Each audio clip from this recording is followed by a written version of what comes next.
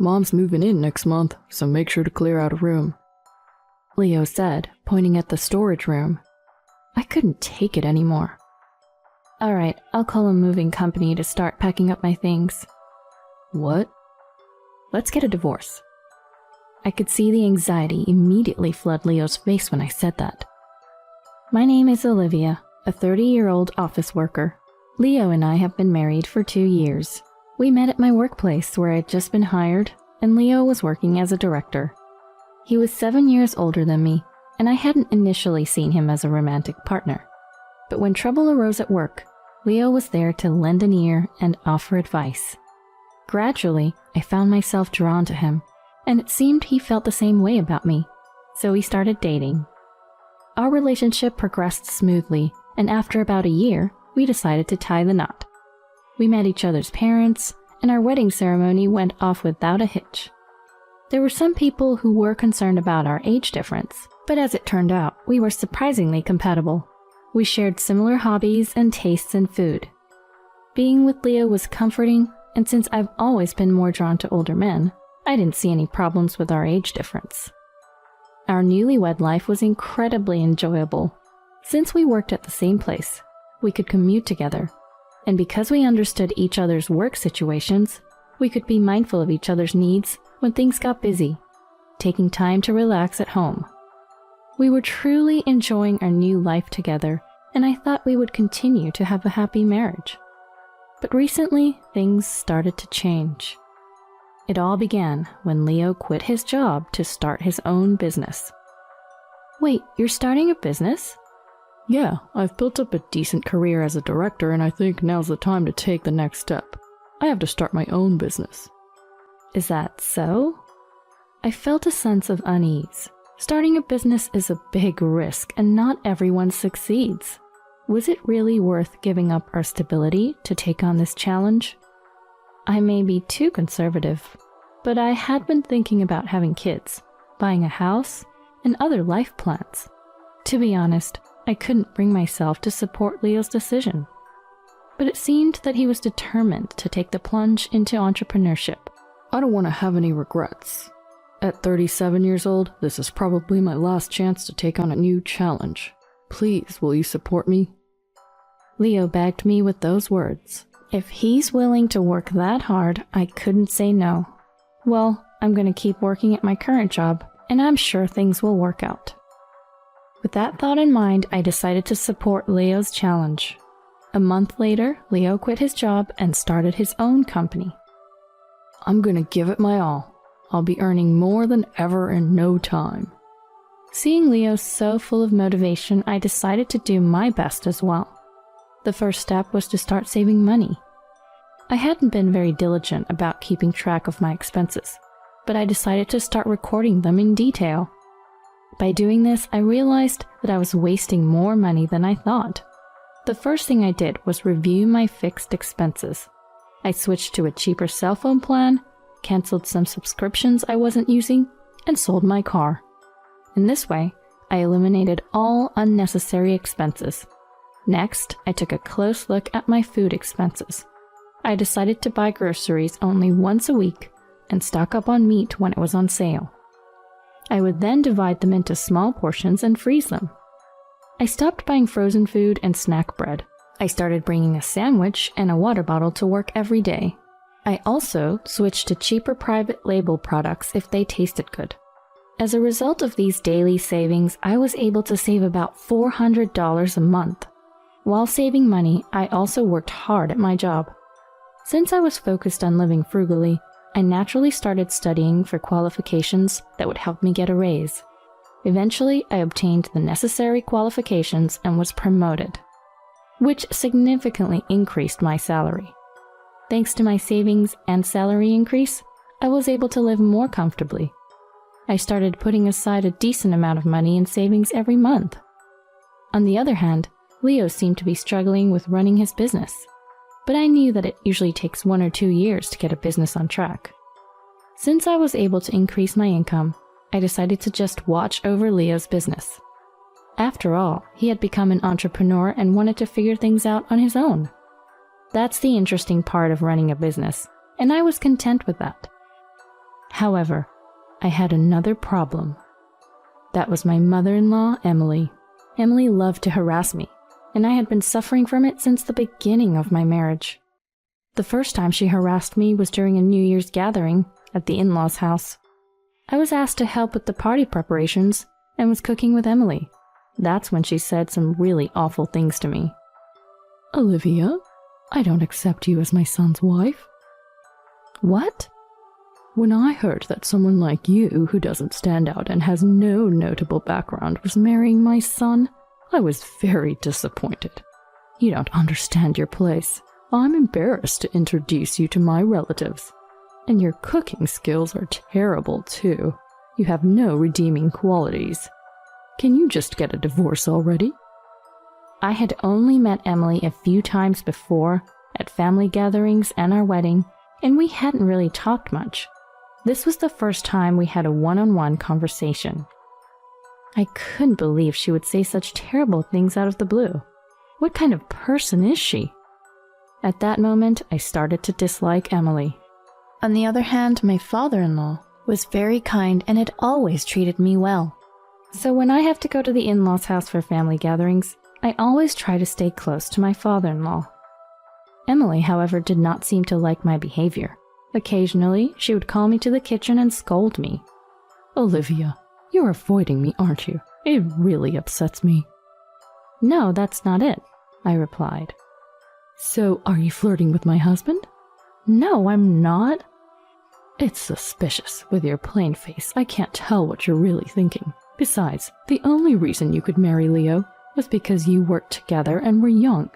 Ideally, I would have wanted a younger and cuter girl to be my son's wife.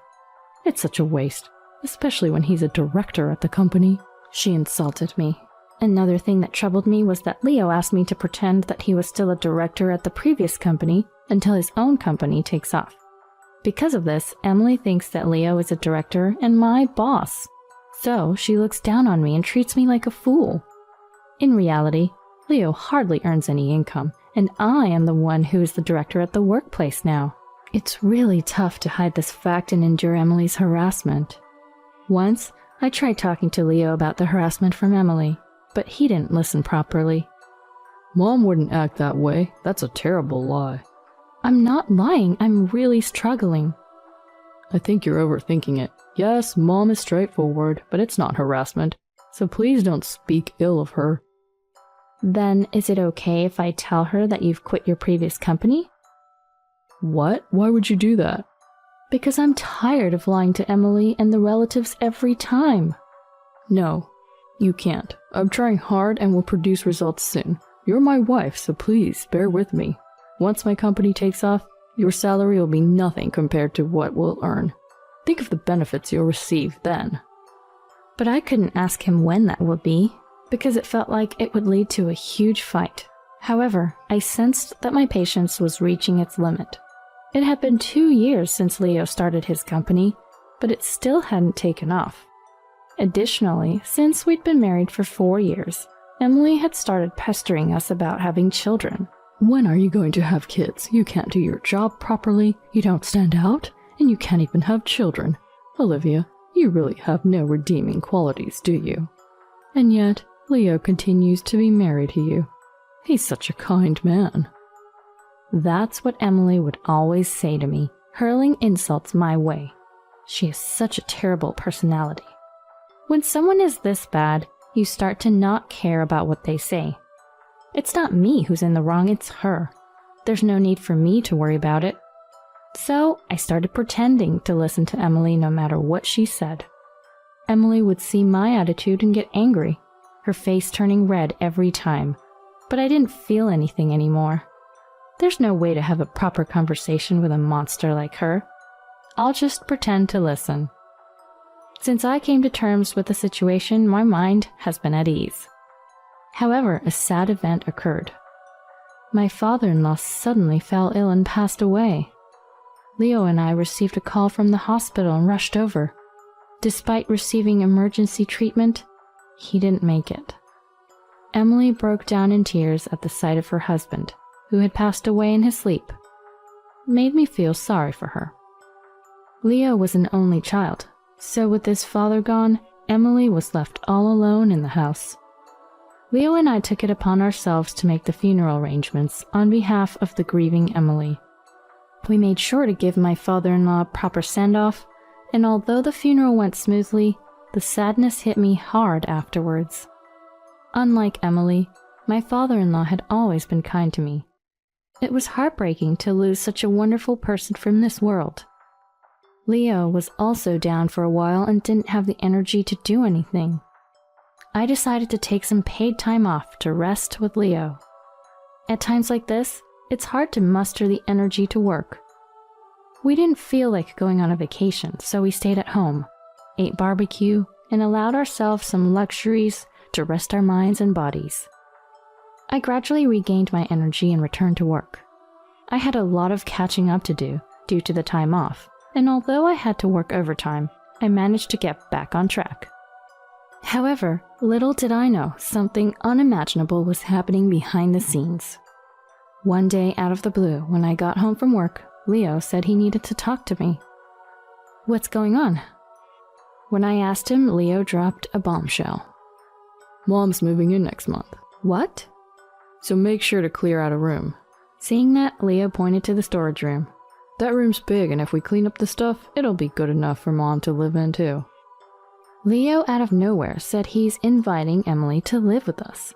Wait a minute, you can't just decide that on your own. "I've been with Mom these past few days, and we decided it together, so it's not just my decision." "What? Wait a minute. Have you not been working these past few days?" "Nah, I just haven't felt like working yet." "What the?" I thought Leo was working at his company while I was at my job. But it turns out he was spending his days at his parents' house with his mom.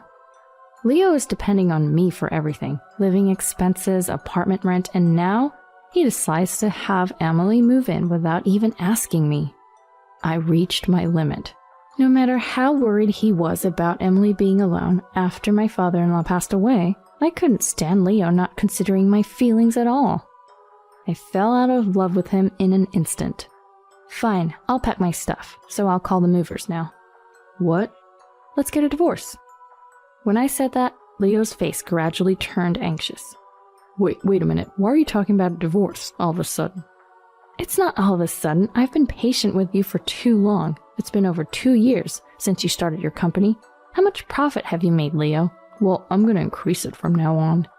"Then work harder. You can't succeed if you're half-hearted and without a sense of crisis. You're able to live comfortably without lowering your living standards." "But have you ever thought about why? It's because I'm working harder than you. I'm managing your household finances and doing my best to save money, so you don't have to worry about anything and can focus on your business. I know it's a tough world, and results don't always come even if you work hard. But you haven't given it your all yet, have you? And in the middle of that, you decide to live with your mom without even asking me? Do you remember that I talked to you about my troubles with her? I can't be with you if you continue to do whatever you want, Leo. Let's get a divorce right now," I said and walked up to Leo with determination. Overwhelmed by my force, Leo fell backward. I didn't care and started packing my bags. "Hey, what are you doing?" "I told you, didn't I? I'm moving my stuff out. Then this room will be free for Emily to use." "But what's going to happen to me now, and the rent for this house?" "You can work and pay for it." "You know my company hasn't been doing well."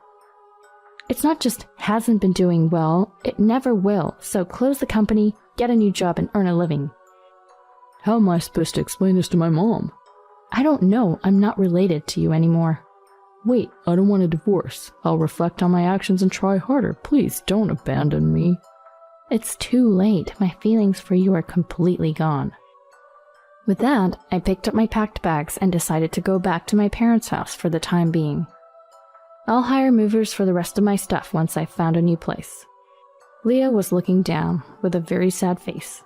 After returning to my parents' house, I immediately hired a lawyer and started preparing for the divorce.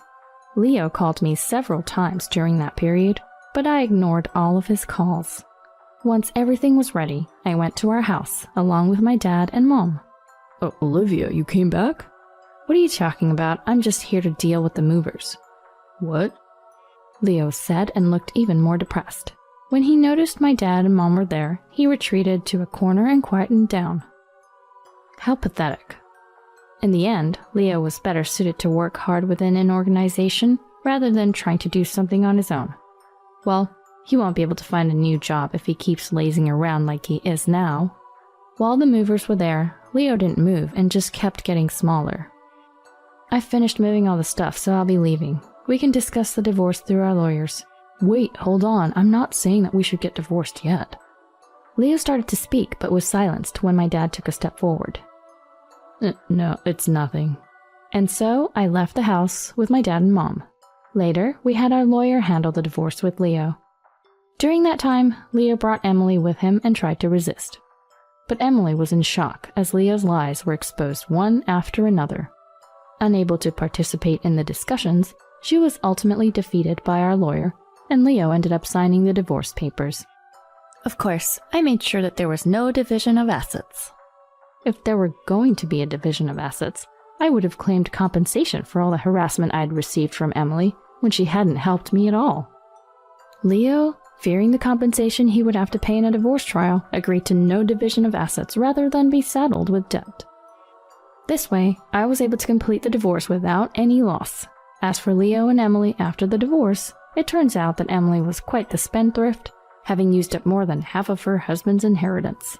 Initially, she had consoled herself by buying brand-name goods and going on trips to distract from her sadness, but she couldn't stop, and her money quickly ran out.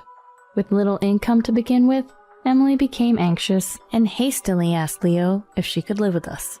Thus, Emily was in despair when she found out that Leo was unemployed. They had already sold their house by then, and the selling price was much lower than the buying price. So Emily became even more anxious, and now she and Leo live together in an apartment. As expected, Leo has been unable to find a stable job and is currently working part-time, leading a poor life with Emily. Having run a company with no achievements to its name didn't add any value to his resume, and now that he's almost 40, it will be difficult for him to find a full-time job. I keep receiving messages from Leo saying, "I can't stand this life anymore. I'm sorry, please take me back." But I ignore them all. He's now reaping what he's sown. I have no sympathy for him since he brought all this upon himself. On the other hand, since I became single, my living expenses have decreased, and I've been able to save money at an incredible rate. I'm still in my early 30s, so I plan to take my time and be cautious when it comes to love.